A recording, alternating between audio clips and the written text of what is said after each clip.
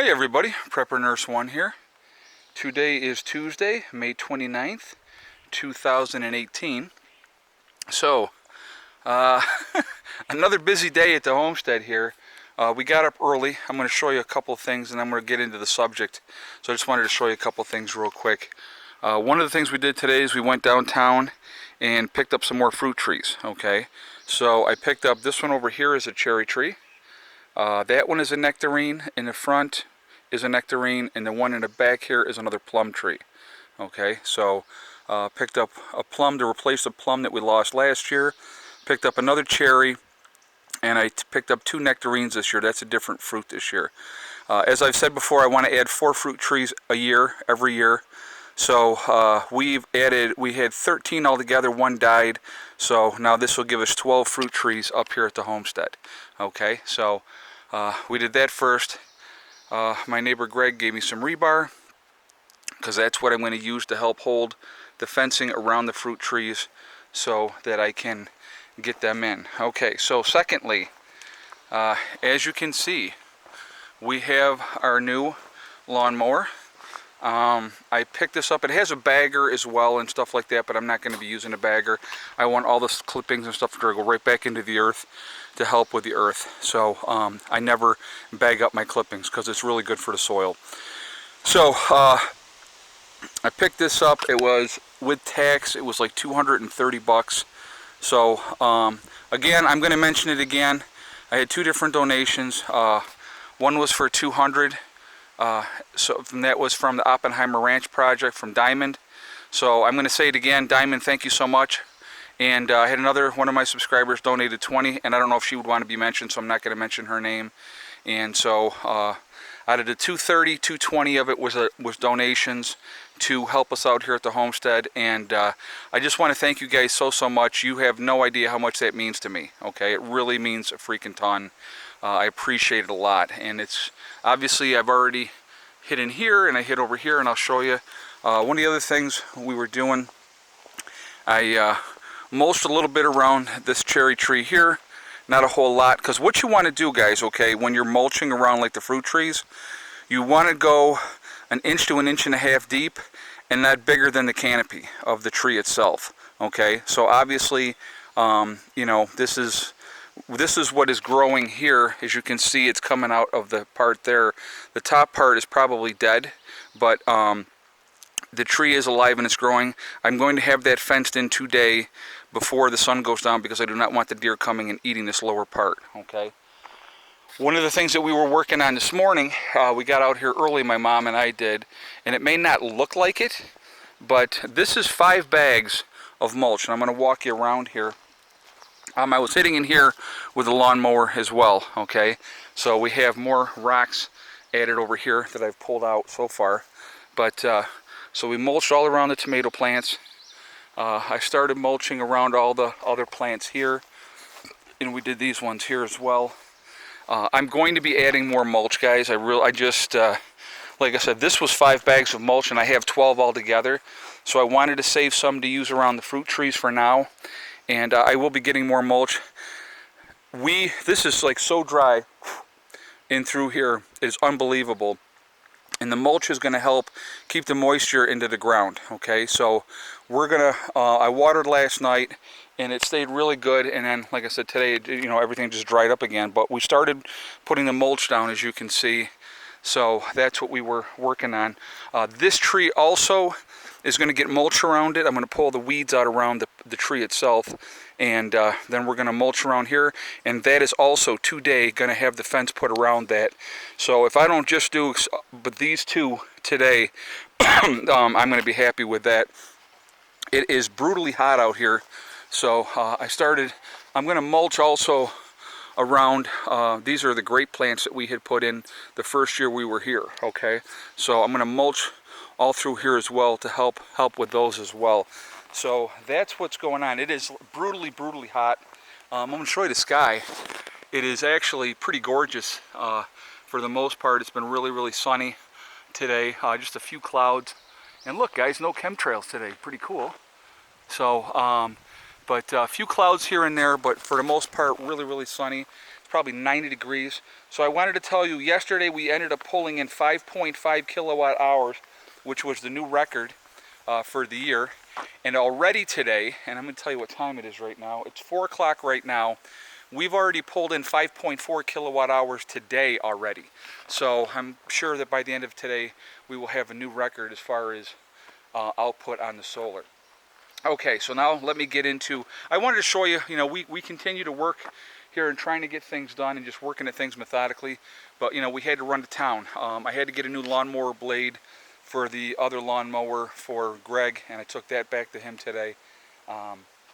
We had to go pick up the new lawnmower, so that was another whole long drive. And so, but we were up early and doing the bedding here in the garden at like 7 o'clock this morning. So we've been at it, but it's brutal. I've been sweating like you wouldn't believe, but that's okay. It's not a bad thing. Sweating is not a bad thing. Okay, so real quick, I wanted to get into this video and talk about when is prepping enough, okay? When are you done? When should you be done? When do you have enough stuff? Now, in my own personal opinion, you're never done, okay? There's always something else to do. There's always other preparations to make. Like I said, it's basically what I try to tell people. If you get, let's say you have a year's supply for 4 people, okay, and you think, you know what, I'm good, I'm done, okay? But now, and I know a lot of you say, nope, I'm not having anybody else come in, blah, blah, blah, blah, blah. I really believe that for the human nature, for the most part, people are willing to help other people, okay? And if it's good people, I think you're going to be willing to help. So my thing is, I'm a big believer, and once you think, okay, I have enough food for 4 people for a year, now double that. And the reason why do I say double it? Because that way, if somebody comes up, and let's say it's a family of 4, and they're good people, okay, and they really truly need help, now your year supply of food for 4 people has gone down to 6 months supply for 8 people, okay? So that's why I think that it's important to make sure that you, have enough supplies to help other people. And I know a lot of people are going to tell me, you know what, I'll screw everybody else, I'm not helping anybody, blah, blah, blah, blah, blah. But you know what, I'm going to say that I think for the most part, human nature, most people are decent. I want to say that. I don't always believe it with a lot of the things that I see, but I think that most people are decent people. And I think that we should all try to help each other if we can, okay? Now, I'm going to tell you right now, I'm not taking food out of my kids' mouths to help feed somebody else that is a stranger walking down the street. That I'm not going to do. But see, the thing is, guys, again, that's why I prep the way that I do, because I can help people, and I want to help people. Now, you say, okay, if you help somebody, they're going to leave, and they're going to come back, and they're going to bring more people, and stuff like that. Well, I mean, there's chances that you take and stuff like that. I mean, but I think that if you're willing to help somebody, if you say to them, all right, listen, if you want, like I said, if you want a meal and if you're hungry, then you got to work for it. And if you're willing to do some work, I'll feed you. And that's how, like I said, in a post-event, that's how it's going to be. It's going to be trade for trade. You're going to offer me your services to help us here to do stuff, then I'll feed you. And I think that that's fair. Now, you're going to find out real quick who wants to actually do something for a meal and who doesn't, okay? It's, it's that. But anyway, so I honestly believe there's no such thing as ever too much when it comes to prepping. I really don't. And the thing is, it's like somebody had made the comment, and it's not, and I know they're not bashing, but they're talking, they were saying to me, well, all you're showing is day-to-day life here at the homestead. You're not showing us prepping. Well, guys, this is prepping, okay? Everything that I do is about prepping. So, hey, honey, how are you? But, so everything that I do is about prepping. And so it's all about getting ready. Adding more fruit trees. That's prepping, okay? Because down the road, and, we are going to have cherries this year. We had 3 cherries last year. We had 1 pear. We're going to have more of both this year, okay? Next year it'll be even more. And as we continue to add fruit trees every year, we're going to have more and more fruit down the road. And so this is the 3rd year. So the first year, okay, last year we planted the peach trees and the plum trees, okay? and like I said, one of the plums didn't make it. So we should hopefully get some plums off the one tree this year, and we should get some peaches off the other 2 trees.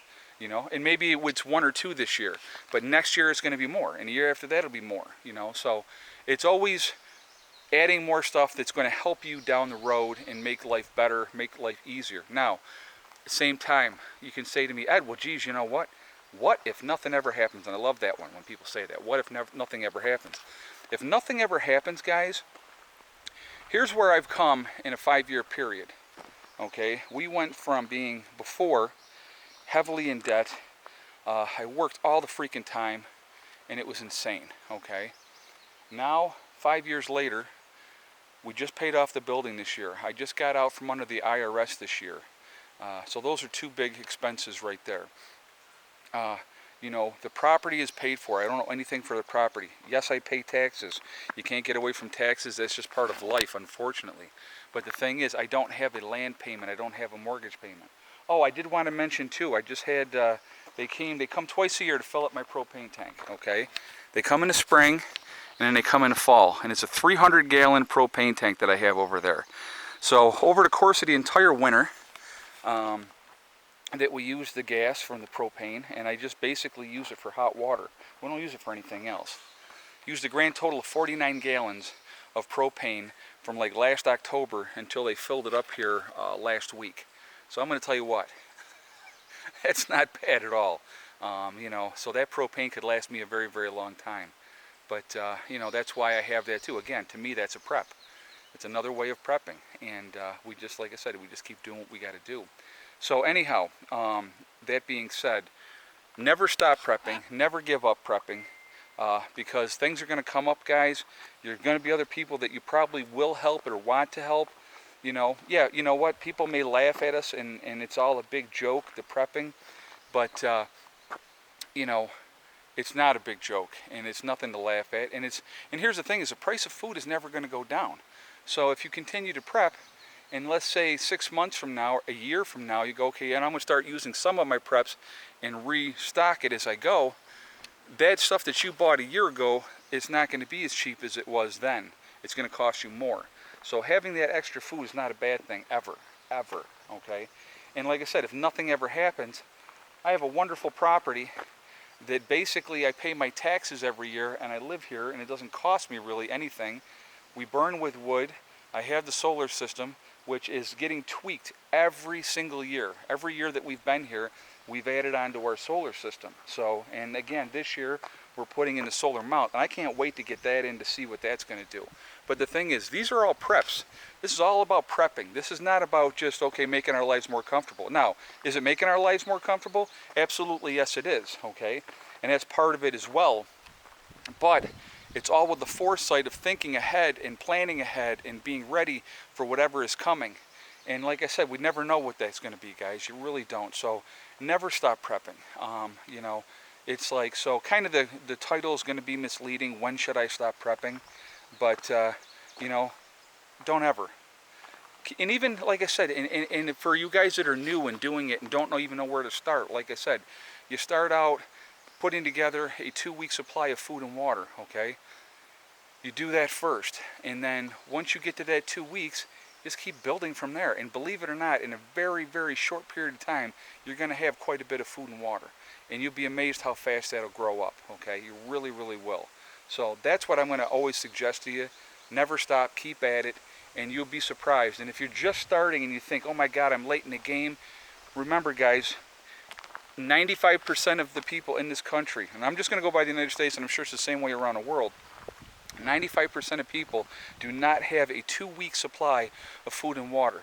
So any advantage that you can give yourselves under any situation, be it just a natural disaster that hits your area or something that just happens locally to you, you're going to be ready for it. You're not going to be out there with your hat in your hand asking for help, because you're going to be like, nah, I'm good, see ya. Don't worry about us, we're fine. And you know what? That's what I want. I want to be self-sufficient as much as I possibly can be and not have to rely on somebody else to come in and save the day for me. And so that's kind of where I'm at with that. So anyway, I'm going to jump off of here, guys, because I really want to keep going on this grass cutting now and keep working on that. And I want to get these 2 trees circled in here before we're done with our day. But we're making progress every day. Every day is about making progress, and the weather's been really cooperating. Now they're calling rain coming up Thursday, Friday, and Saturday. And actually I have something that I have to do Thursday, so I'm going to probably be gone for a while. And so I don't know exactly what I'll get done Thursday, but we'll see what happens. But anyhow, guys, I'm going to jump off of here. I hope your weeks are going well. I hope everything's going, the start of it is going okay. And there we are. So always making progress. That's the biggest most important thing. Whatever your goals are, whatever you're trying to do. And I'm jumping ahead of myself with my STD. So I'm going to say, first of all, hug and kiss the ones you love. Tell them every single day tomorrow's not guaranteed. We never know, guys. Never know what's going to happen. And I'll tell you what, my daughter leaves every day for school. I hug and kiss her. When she comes home from school, I hug and kiss her. I hug and kiss my kids goodnight every night. You know, I tell them I love them a million times a day. I'll look at them, I'll go, guess what? And they'll like, you love me? And I'll go, yep. And they're like, yeah, I knew you were going to say that. But you know what? They know, okay? So we need to do that to the people that we care about. And you don't always have to say I love you, but you can say, you know what? I'm thinking about you. You're my brother. I care about you, you know? And there's people out there that I care about, and they know they're like brothers to me, and they don't have any, you know, we don't share the same blood, but we're brothers, okay? And there's many guys out there that I feel that way, and women as well, okay? There's a lot of good people out there, guys, and we need to survive what's coming. Remember STD, it's one step at a time, one thing at a time, one day at a time. Whatever you're trying to do, whatever you're trying to accomplish, you can do it. The only one that's going to stop you from reaching that goal is yourself, okay? That's it. Nobody else can stop you from that. And so I'll see you guys all tomorrow. I hope everybody's having a great week. Prepper Nurse 1, out for now.